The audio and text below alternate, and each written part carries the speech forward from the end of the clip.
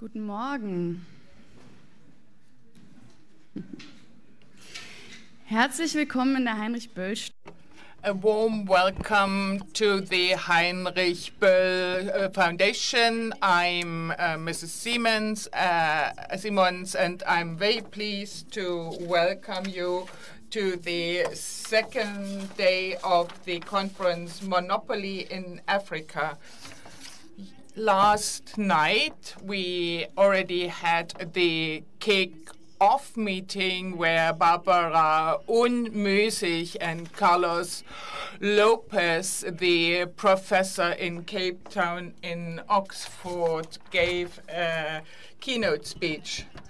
Today, we are also having a very interesting program.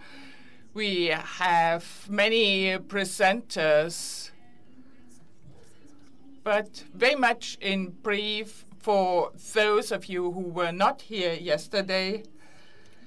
We are in the midst of the so-called Africa Year of the German government. Africa was not in the focus before of the German government, the Chancellor. And for a long time, Africa hasn't been so present in the German media like in 2007. In the framework of the G20 presidency, the Chancellor made Africa its focus. The Marshall Plan with Africa was presented. The financial ministry developed a compact with Africa, and last, the Ministry for the Economy initiated the initiative Pro-Africa. In June, there will be an Africa summit in Berlin, and then there will be the G20 summit. In November, there will be the EU-Africa summit. There are differences, but two initiatives are in the focus: investments and migration. Often these two aspects are considered together.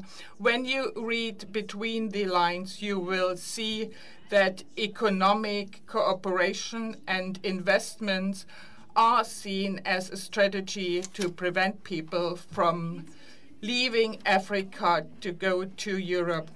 Initiatives and summits are plentiful.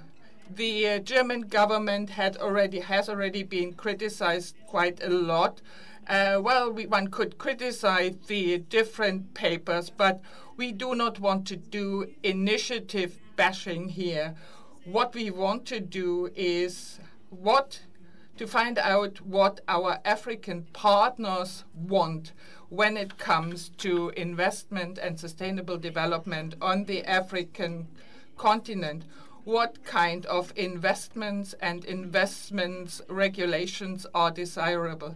How can sustainable jobs be created, but not at any cost? What approaches will help to have a sustainable economic development? Despite the hype about Africa in Germany, the perspectives of African partners are hardly to be seen.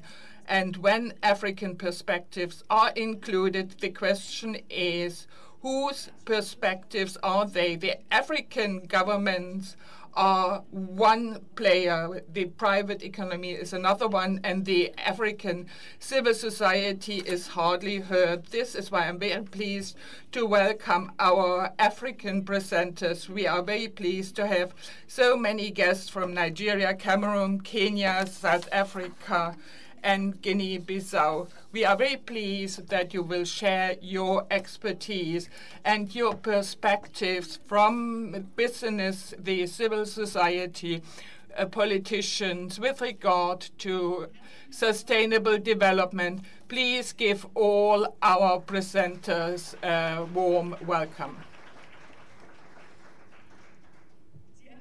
You all know the program in print or on your mobiles.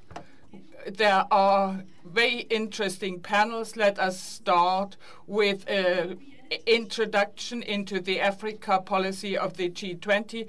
Then we will have a reality check. We will listen to a discussion between the architect of the compact with Africa and a leading Kenyan economic expert. We asked what commitment is desirable, and then we will ask what does this mean for German politicians and business.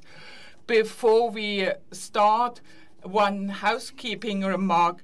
There are other events going on here, so it may be a bit crowded.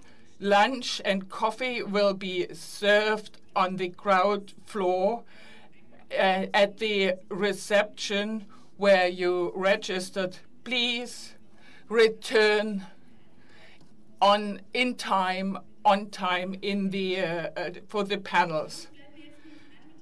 Well, there only remains one thing for me to do, to thank everybody, especially the Africa team and all the other development departments who participated in the preparation. And I wish all of us an interesting day, hoping that we will have many take-home messages with regard to sustainable investments in Africa. Now I give the floor to Nancy Alexander. She leads the economic governance program of the Böll Foundation in Washington. Nancy, you've got the floor.